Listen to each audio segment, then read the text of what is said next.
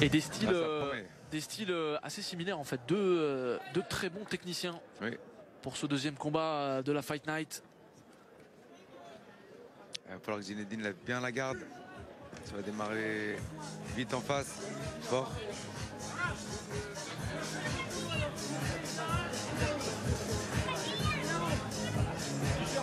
Et là, il y a un petit avantage d'allonge, 3 cm qu'il va falloir gérer Zinedine.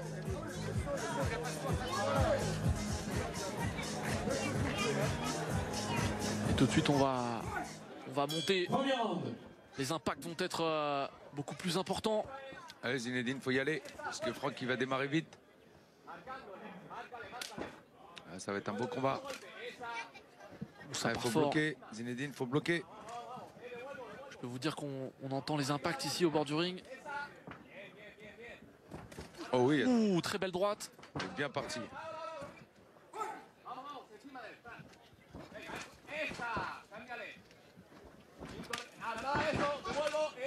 Faut bloquer Zinedine, faut bloquer.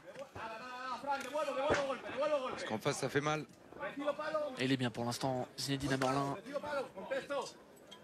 Très attentif. Concentré.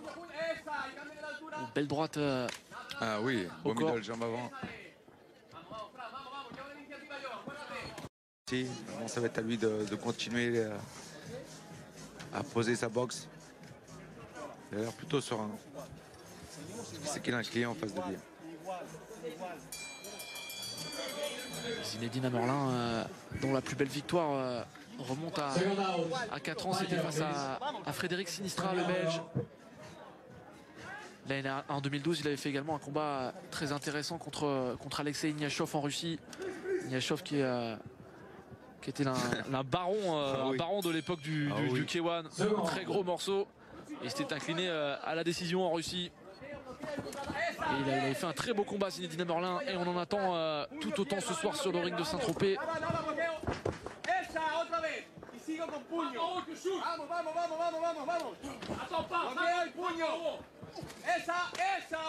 Faut bloquer, Zinedine, faut bloquer. Et en tout cas pour des poids lourds, il y a quand même un gros rythme, attention, alors que Zinedine Amerlin se plaint d'un coup bas. Pas fait exprès.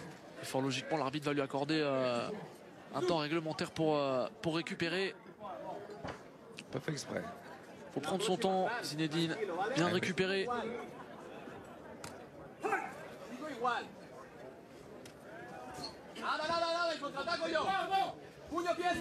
Franck il peut avoir des gestes comme ça, mais bon, c'est pas un méchant garçon. On sait que sur le ring des fois on se laisse un petit peu emporter par ses émotions. Faut pas.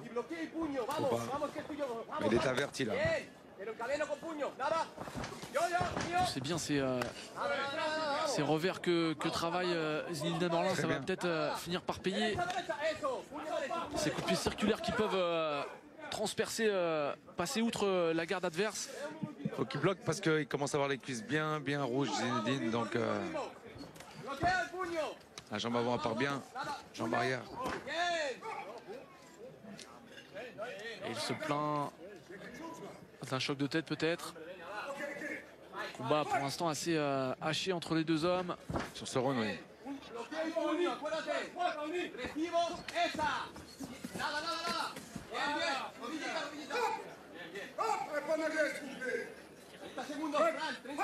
Concentration. Il les aime, ces coups de pied retournés, Zinedine. C'est un technicien, il aime le beau geste. Il remise bien, il travaille sur des bonnes combinaisons. Et c'est intéressant ce qu'il fait dans cette deuxième reprise. Très intelligent aussi. Il faut bloquer.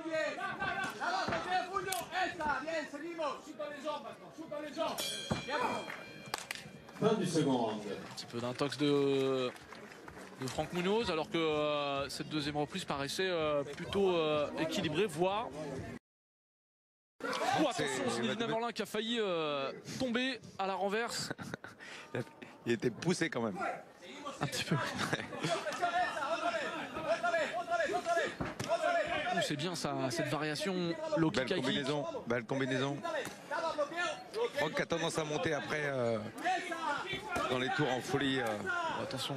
Belle combinaison aussi de Franck. Il y a de la puissance du côté de Franck Munoz. On le sent vraiment sur chaque enchaînement.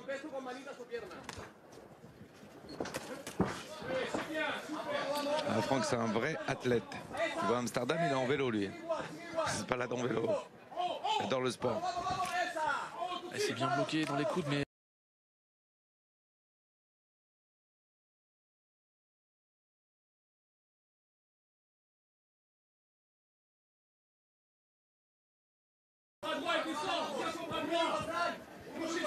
Franck qui tente d'imposer sa puissance avec des low kicks dans les jambes. Encore une fois, s'est retourné un petit peu lancé à l'aveugle. Malheureusement, son coin qui lui intime de travailler un petit peu en anglaise, de retrouver ce qu'il avait fait au premier round. Il avait touché assez nettement sur une droite. Non, pas ça, Zinedine.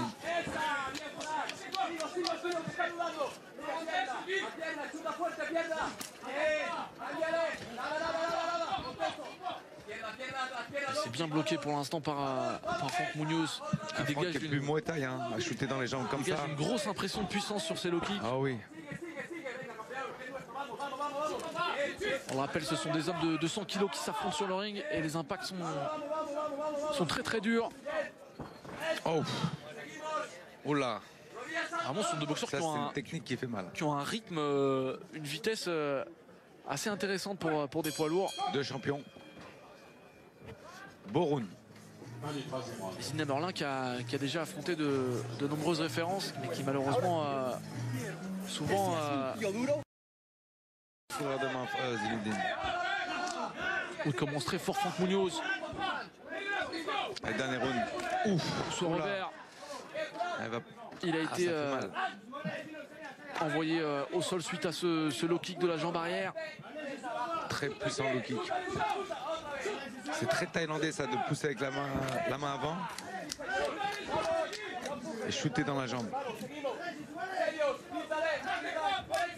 Il pousse, il déséquilibre son adversaire. Il est remise derrière dans la cuisse. C'est très très mal. Et on sent qu'il maîtrise Franck Munoz ce combat, même si Zinedine n'est pas très loin. Il manque que quelques enchaînements, qu'un vrai coup net dans chaque reprise pour peut-être faire pencher la balance dans l'esprit des juges. Zinedine il fait son combat, hein. Mais il sait que face à lui, ce qu'il a, c'est dur. Mais oula, faut bloquer. Et quatrième reprise dans ce deuxième combat de la finale de Saint-Tropez. Allez, courageux Zinedine, hein, vraiment. Et Zinedine Merlin qui doit tout faire pour renverser le sort de ce combat.